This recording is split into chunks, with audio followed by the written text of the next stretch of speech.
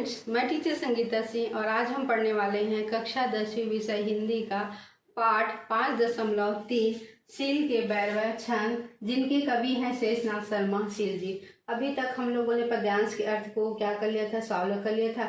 आज हम पढ़ने वाले हैं बोर्ड परीक्षा में पूछे जाने वाले महत्वपूर्ण वस्तुनिष्ठ प्रश्न और साथ ही जो पाठ में जो प्रश्न दिए गए उनको हम सॉल्व करने वाले हैं। तो चलिए शुरू करते हैं वस्तुनिष्ठ प्रश्न के साथ में, जिसमें पहला वस्तुनिष्ठ प्रश्न है, घाम का विलोम शब्द है धूप, छैया, घना, कोरी। तो घाम का पर्यायवाची क्या होता है? धूप होता है, तो इसका विलोम शब्द क्या हो जाएगा? छैया हो जाएगा। काम करने वाला के लिए उपयुक्त शब्द है बनिहार, कमिया, नगरिया, कमैया, संगवारी। तो काम करने वाले को क्या कहा जाता है? कमैया कहा जाता है। अगला देख लेते हैं, अगोर का पर्यायवाची है जोहर, गोहर, डहर, बाम। तो अगोर जिसको बोला जाता है प्रतीक्षा करना, तो इसका पर्यायवाची हो जाएगा जोहर। अगोर को छत्तीसगढ़ी में और क्या कहा जाता है? जोहर कहा जाता है। आगे देख लेते हैं, निम्नांकित में भिन्न शब्द है रद्दा, बाट, डहर, हरके। तो इन सभी में जो वो अलग हटके है वो क्या है? रद्दा मतलब भी क्या होता है? रास्ता होता है। बाट मतलब भी क्या होता है? रास्ता होता है। डहर का पर्यायवाची भी क्या होता है? रास्ता होता है। सिर्फ एक हरके बस एक शब्द है जिसका अर्थ क्या होता है? मोड़ना। तो निम्नांकित में भिन्न शब्द कौन सा हो जाएगा? हरके। पांचवा, रो रो खोजत हो ही खोरन खार, पंक्ति में अलंकार है, शब्द अलंकार है, अर्थ अलंकार है, उभय अलंकार है कि कोई नहीं। क्योंकि यहाँ पर शब्दों के द्वारा चमत्कार उत्पन्न हो रहा है, इसलिए कौन सा अलंकार है? शब्द अलंकार है। अगला देख लेते हैं, ससुराल में मैके के सुरता कविता में रस है, श्रृंगार रस है, करुण रस है, रौद्र रस है, भयानक रस है। तो ससुराल में मैके की सुरता कविता में जो रस है वो कौन सा रस है?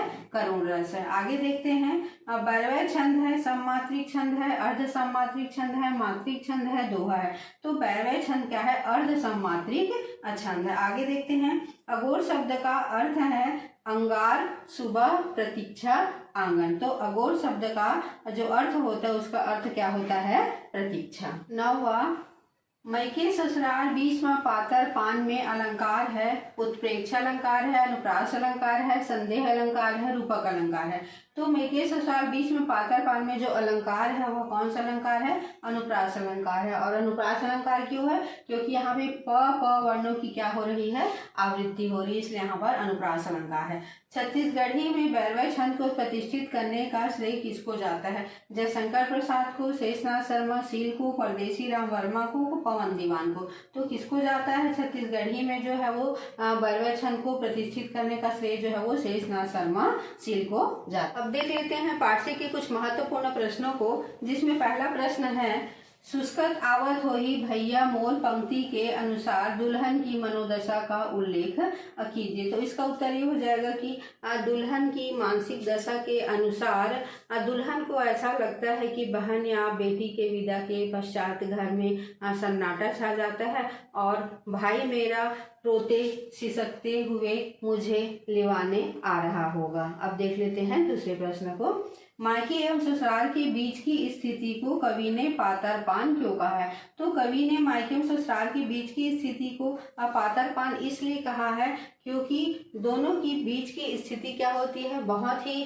नाजुक होती है, जिसे बहुत ही संभल करके क्या करना पड़ता है? निभाना पड़ता है। यह बहुत ही मोस्ट इम्पॉर्टेंट प्रश्न है, कई बार बोर्ड परीक्षा में इस प्रश्न को जो है वो पूछा जा चुका है। तो आप इसको जो है अच्छे से तैयार कर लीजिएगा कि किस तरीके से इसका उत्तर हमको जो है वो लिखना है। तीसरा, बहन को लिवाने पहुंचा भाई अनमना सा क्यों है?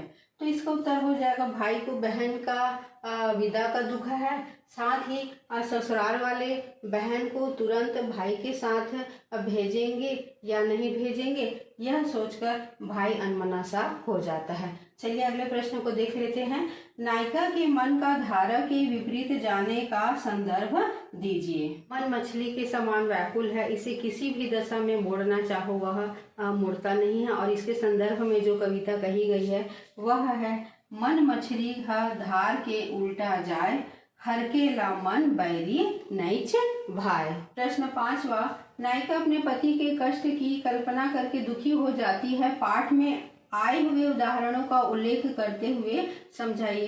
तो नायिका कहती है कि पति घर आकर उदास हो जाता होगा और मेरी बूढ़ी सास कैसे व्यवस्था करती होगी। और इसे जिस संदर्भ में जिस उदाहरण से प्रस्तुत किया गया है वह यह है, थकहा आही पाही घर ला उदास, कैसे तोरा करही बूढ़ी सास। तो इस तरीके से हमारा वस्तुनिष्ठ प्रश्न और पाठ से के प्रश्नों को आज हमने पूर्ण कर लिया है। कल के वीडियो में हम पाठ से आगे और भाषा के बारे में क्या करेंगे, अध्ययन करेंगे। तो आज का वीडियो आप लोगों को कैसा लगा जरूर बताइएगा। Like, comment, share and subscribe कीजिएगा।